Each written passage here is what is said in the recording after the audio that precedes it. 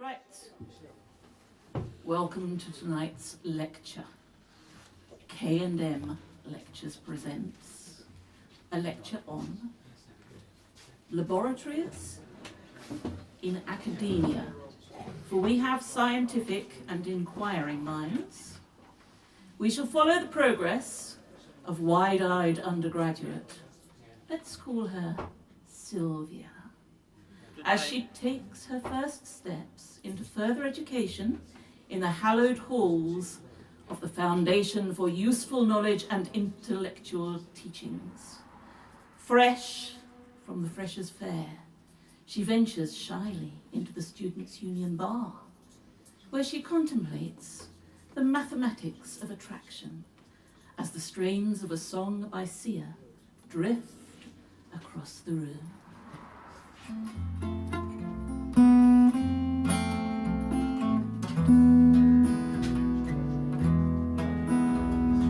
You can be my alphabet and I will be your calculator.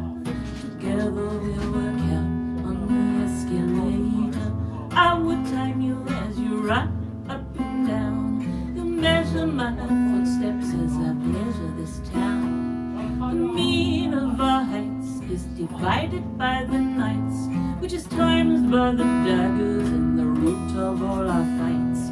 The parts in your poem is to sway me in your knowing, and the beauty of the word is you don't have to show it all. Academia,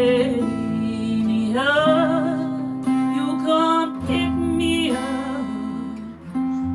Soothe me with your words when I need your love.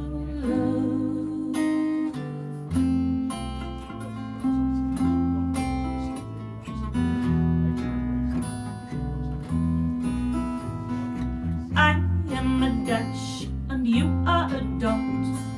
When will you see that I am all you got? I'm a binary code that you cracked long ago, but to you I'm just a novel that you wish you never wrote. I'm greater than X and lesser than Y, so why is it that I still can't catch your eye? You're a cryptic crossword, a song I've never heard. While I sit here drawing circles, I'm afraid of being heard. Oh, academia, you can't pick me up. Soothe me with your words when I need your love.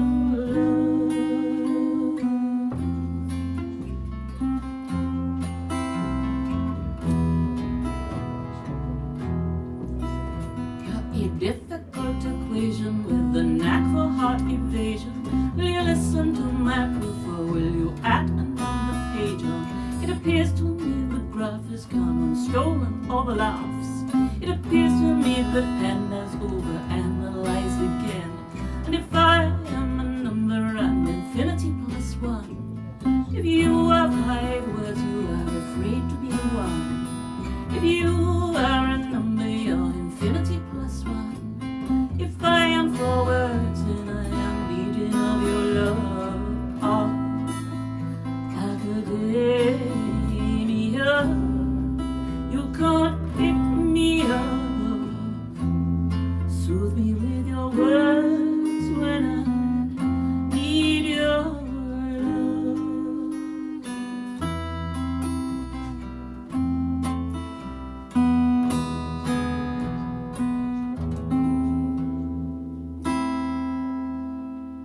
Yeah.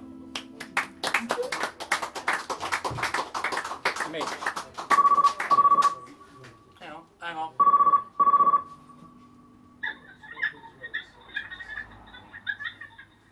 I told you before, don't ring me when I'm doing a lecture.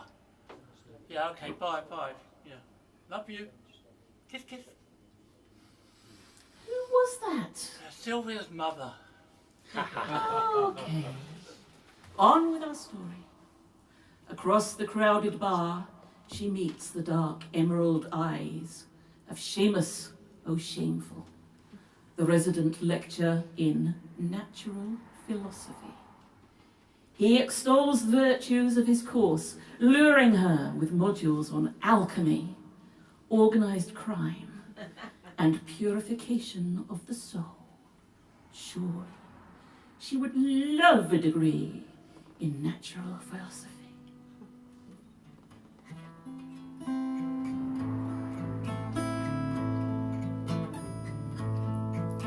Well, it all started out with the alchemy, out an overabundance of light, you see.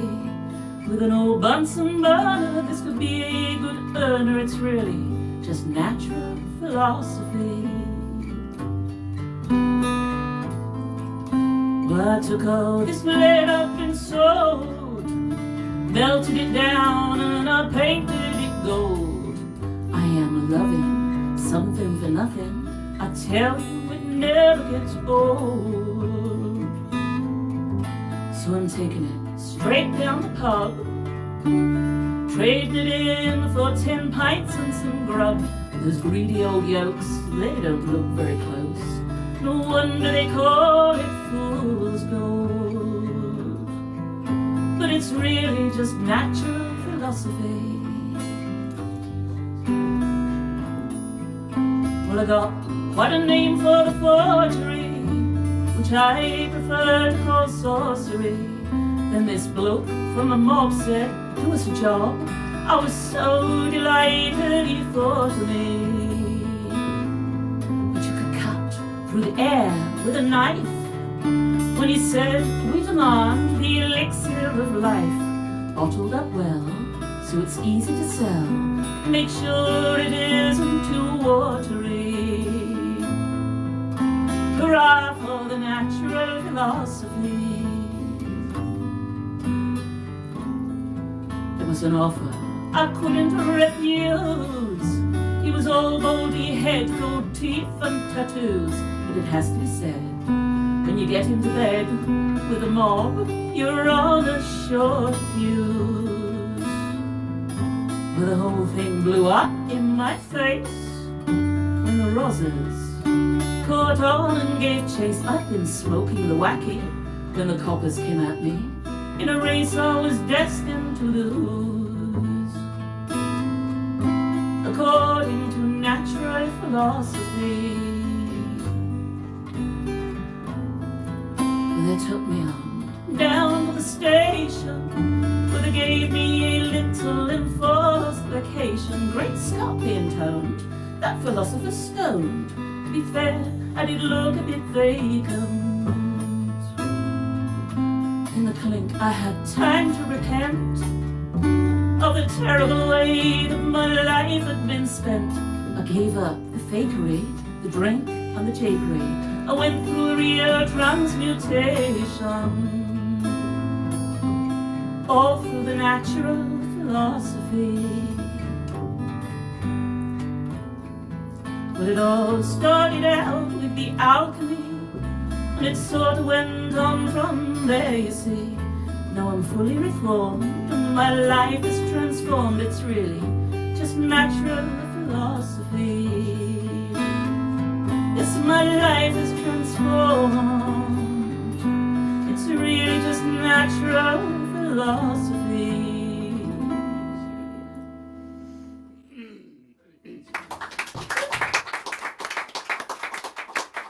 Are you educated? Votes for women! Suffrage! Suffrage! Women's suffrage.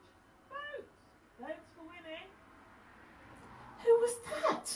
Sylvia Pankhurst. Okay, on with our story.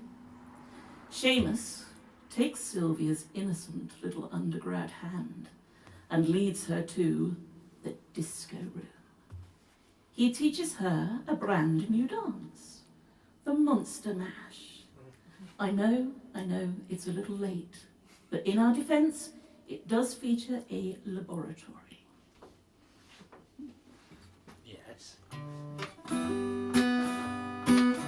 I was working in the lab late one night when my eyes beheld an eerie sight. The monster from his slab began to arise, and then suddenly, to my surprise, he did the mash. He did the monster mash, the monster mash. It was a graveyard smash. He did the mash. He did the monster mash. He did the mash. It caught on in a flash. From a laboratory in the castle east to the master bedroom where the vampires feast. The ghouls all came from their humble abodes to catch a jolt from my electrodes. They did the mash. They did the monster mash, the monster mash. It was a graveyard smash. They did the mash. It caught on in a flash. They did the mash. They did the monster mash. Where the zombies were having fun. The party had just begun. The guests included Wolfman, Dracula, and his son. The scene was rocking, we were digging the sounds. Eagle on chains with his baying hounds. The coffin bangers were about to arrive with their vocal group. The Crypt Kicker 5, they did the mash. They did the monster mash, the monster mash. It was a graveyard smash. They did the mash. It caught on in a flash. They did the mash. They did the monster mash. And then out from his coffin, Drac's voice did ring. Seems he was troubled by just one thing. He opened the lid, he shook his fist. He said, "Whatever happened to my Transylvania twist?" It's now the mash. It's now the monster mash, the monster mash. It is a graveyard smash, it is the mash. It caught on in a flash. It's now the mash. It's now the monster mash. Now everything's cool. Drac's a part of the band in the monster mash. It's the hit of the land. For you, the living, this mash was meant to. When you get to my door, tell them Boris sent you. And you can mash. You can monster mash, the monster mash. And do my graveyard smash. You can mash. You catch on in a flash. And you can mash. You can monster mash.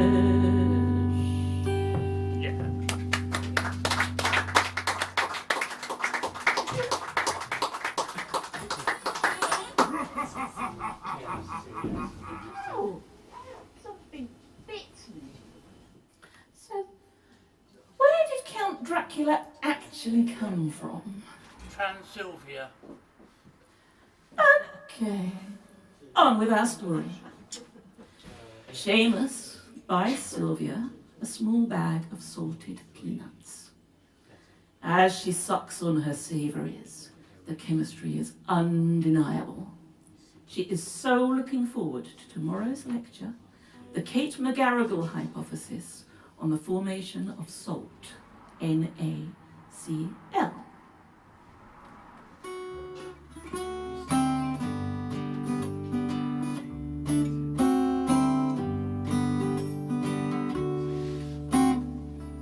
Just a little atom of chlorine, valence -1.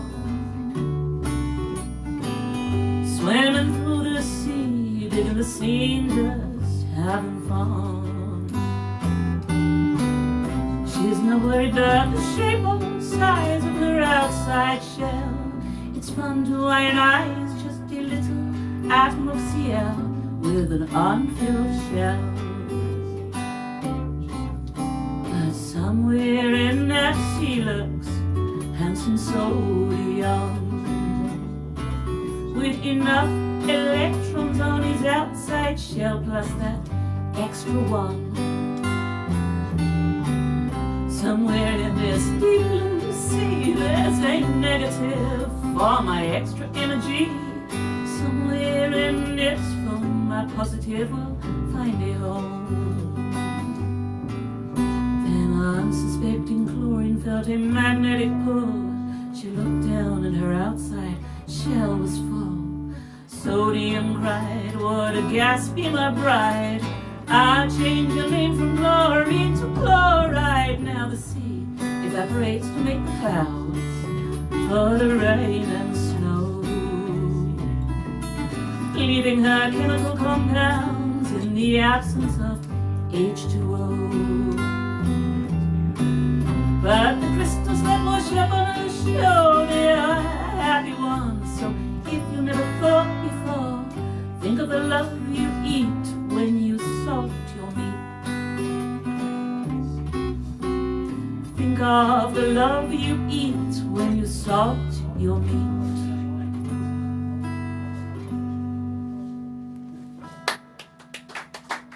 Very clever. It's the Kate McGarrigle song. Oh, it's not yours. It's not mine. Oh, bollocks. No, I do do covers as well. Oh, bollocks. Sorry. Yeah, obviously it's bollocks. No, it's not mine. I would have taken my hat off to you.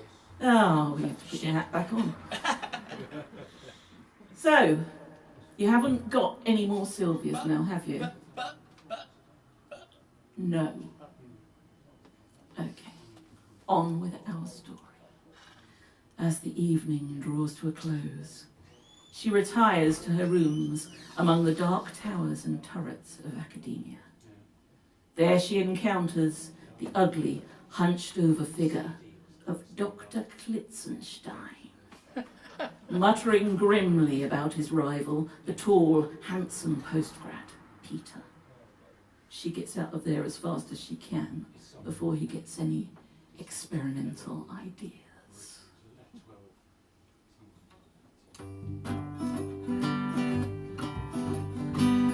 Dr. Klitzenstein bought his doctorate online. It was only $3.50, which he thought was rather nifty. He was very thriftily inclined. The karma has a way of making a man pay for the cheating and shortcuts he took on the way. So listen close to what I say. He was not an attractive chap, so a woman was a thing he lacked. He was all on his lonesome and stuck on the shelf. He thought he would just create one himself. What he really set his heart on was he plastic, Dolly Parton, primed and premium, pumped up with helium, a girl trampolinium, bouncing around on the ceiling. He thought it seemed quite bohemian. The karma's way of cutting you down just when you think a way has been found to turn your whole love life around. Now Peter, the handsome postgraduate, had always made Glitz feel inadequate. An elegant lad, he was handsome and sporty, spoke 6 languages, played pianoforte, and Glitz, like a fool, challenged Pete to a duel. Plied it with alcohol till they couldn't see it all. A challenge, my boy, he drawled. Join me in a little game called Laboratory Dolly Volleyball. The karma has a way of making a man lose when he plays silly games with a latex muse and nobles his opponent with booze. Now Klitz, the big ignoramus, thought he'd like to be TikTok famous. So he filmed the whole thing on his Nokia mobile. The postgrad was stocious, the dolly was nubile, the whole thing spiraled. Of course they went viral, pandemically viral, almost genocidal. But what made Klitz really mad was when they gave Dolly the jab. She went pop all over the lab. Yes, karma has a way of breaking your jollyment. Klitz was no longer a man in his element. In the end, he regretted the whole experiment. And Dolly felt thoroughly deflated.